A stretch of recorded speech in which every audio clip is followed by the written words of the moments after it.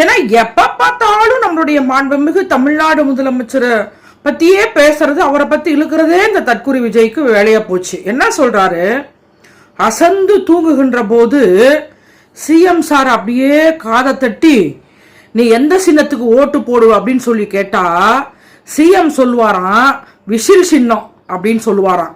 விஜய், உன்னுடைய கனவுக்கு அது எல்லையே இல்லை. எவ்வளவு ஒரு நீ பேசுற.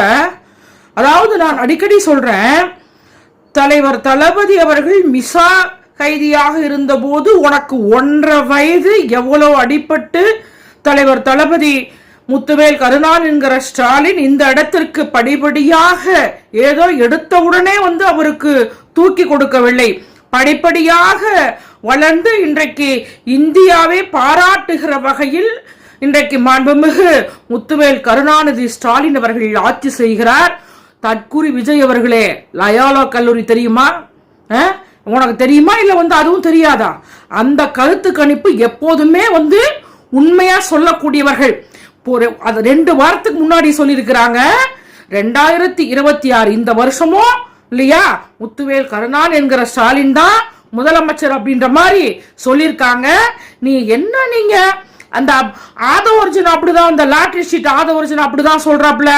எல்லா வீட்லயும் பாத்தீங்கன்னா திமுக அமைச்சர் வீட்லயும் தாவேக்காவுக்கு ஓட்டு, அதிமுகவிலையும் தாவேக்கா ஓட்டு. இந்த தாவேக்கா இந்த நாட்டுக்காக என்ன தியாகம் செஞ்சது? தமிழ் மொழிக்கு செம்மொழி அந்தஸ்தை பெற்றுக் கொடுத்தார்களா? இந்த நாட்டுக்காக போராடினார்களா? இல்ல பெண்களுக்கு ஏதாவது கொண்டு வந்தார்களா?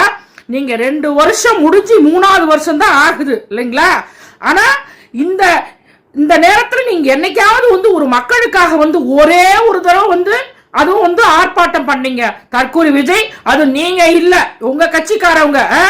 நீங்க நாடாளுமன்றத்தினுடைய உறுப்பினரா, உங்க கட்சியில சட்டமன்றத்தினுடைய உறுப்பினரா நீங்க இல்ல உங்க கட்சியில உள்ளாட்சி தேர்தலில் நின்று வெற்றி பெற்றாங்களா? ஒண்ணுமே கிடையாது.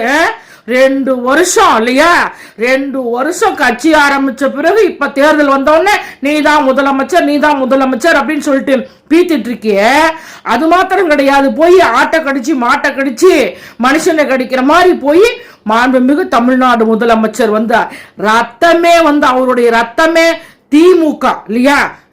போய் இவரை எழுப்பி கேட்டாருன்னா விசில் சத்தமா, விசிலுக்கு ஓட்டு போடுன்றாராம். எவ்வளவு ஒரு பொய் பேசுற விஜய். நீ ரொம்ப டென்ஷன் ஆயிட்டு இருக்க.